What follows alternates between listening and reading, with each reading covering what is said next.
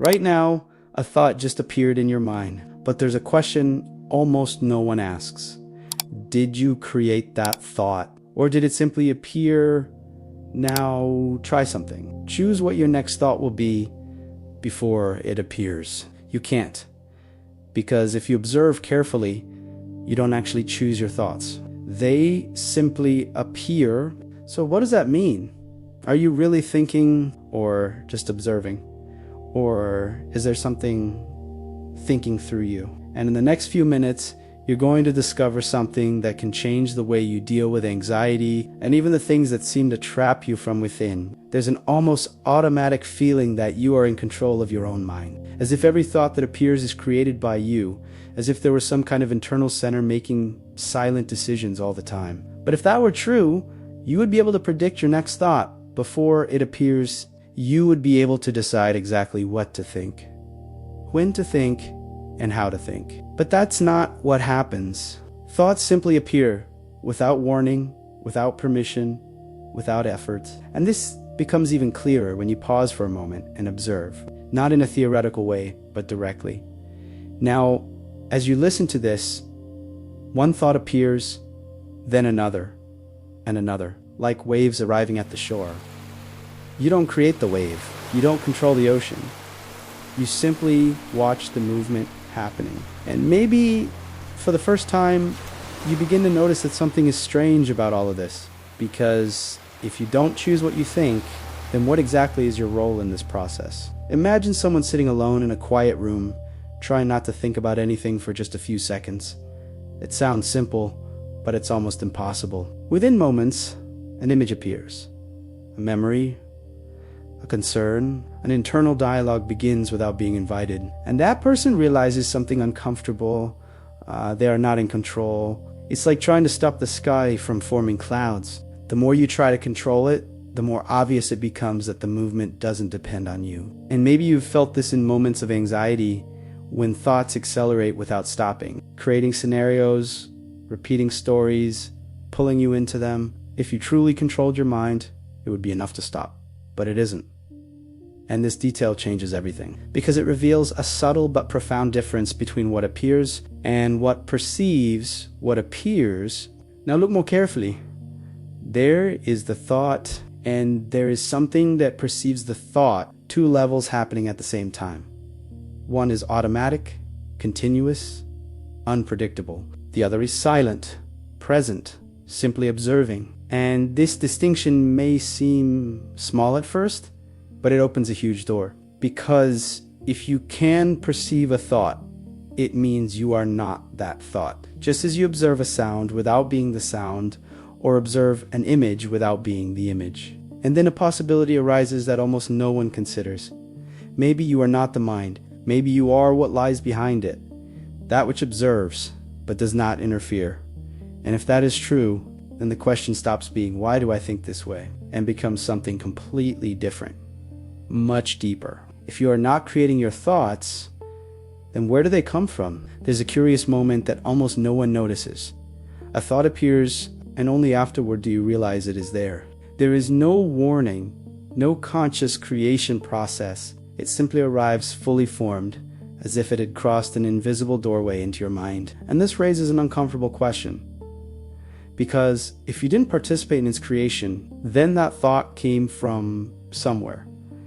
Now imagine it in another way. As if your mind were a room and thoughts were people entering through a door you cannot see.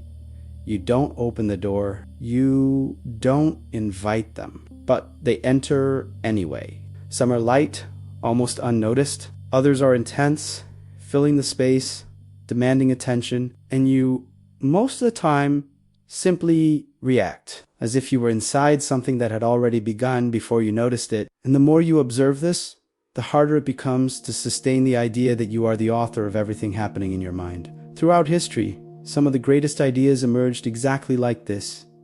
Suddenly, without effort, without planning, as if they came from somewhere beyond the individual mind. Scientists, artists, inventors, many describe this moment as an insight, something that simply appears ready, almost like a revelation. There's a well-known story about Isaac Newton, who, upon observing an apple fall, had one of the thoughts that would change how we understand the universe. But the point is not the apple, it's the moment. The idea was not built step by step. It appeared just like thoughts appear in you every day on a smaller scale. Now imagine how many thoughts arise in you without you noticing. How many ideas, memories, and sensations pass through your mind as if they came from a source you cannot directly access. And maybe this is not a coincidence. Maybe there is a flow happening, and your mind is simply connected to it. And this is where perception begins to change more deeply. Because if thoughts arise without being created by you, maybe they are not being produced inside your head the way you have always believed. Maybe the mind is not a factory, but something closer to an antenna, something that receives, interprets, organizes. Just as a radio does not create the music, it simply tunes into a frequency that is already in the air. And this may seem like a distant idea at first, but if you observe your own experience, it begins to make sense. Thoughts arrive. They remain for a while, and they leave, and you control neither their arrival nor their departure. So the question deepens even further. If your mind does not create onligisevis, then who or what is transmitting? And more importantly, who are you within this process? There is something in you that never changes. While thoughts come and go, while emotions appear and disappear, there's a silent presence that remains all the time. Have you ever noticed that? The same awareness that perceived a thought a few seconds ago is the same one that is here now, perceiving this moment. It doesn't speed up, it doesn't fragment, it doesn't enter into conflict, it simply observes. And maybe you have never stopped to look directly at this, because your attention has always been pulled toward the content of the mind, never toward what perceives the content. But now, if you make this small shift, something starts to become clear. You are not what appears. You are what perceives what appears. And that difference changes everything. Imagine an open sky. Clouds pass all the time.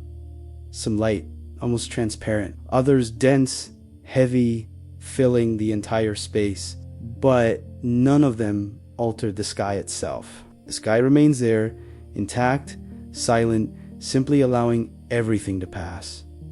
Your mind is like the clouds. Thoughts, memories, emotions are always changing, always moving. But there is something in you that is like the sky. That does not change with the content. That does not become the thought, even when the thought seems intense. And maybe suffering begins exactly at the moment you confuse yourself with the clouds and forget that you are the sky. Because when you believe you are the thought, you are carried away by it. But when you realize you are just observing, something opens, a space, a distance, a silent freedom. And this is where spirituality stops being an idea and becomes a direct experience, not as something external, distant, or overly mystical, but as something that has always been present in you. Many traditions throughout time have pointed to this using different names: presence, awareness, the observer, that which is before the thought, during the thought, and after it. And when you begin to perceive this in a real way, not just intellectually, something shifts. You stop being controlled by everything that passes through your mind and begin to recognize that there is a deeper level that is not affected in the same way. But this leads to one final question, perhaps the most important of all. If you are not the mind, then what changes when you truly understand this? When this perception begins to become real, the way you deal with the most intense thoughts changes almost immediately. What once seemed to dominate you starts to lose strength. Not because the thoughts disappeared, but because you no longer react to all of them in the same way. Anxiety, for example, is often not just a single thought, but the chain reaction that follows. One thought appears, you believe it, another comes, you enter the story, and before you realize it, you are trapped in a cycle that feels difficult to stop. But when it becomes clear that you don't choose what appears, something in that cycle begins to break.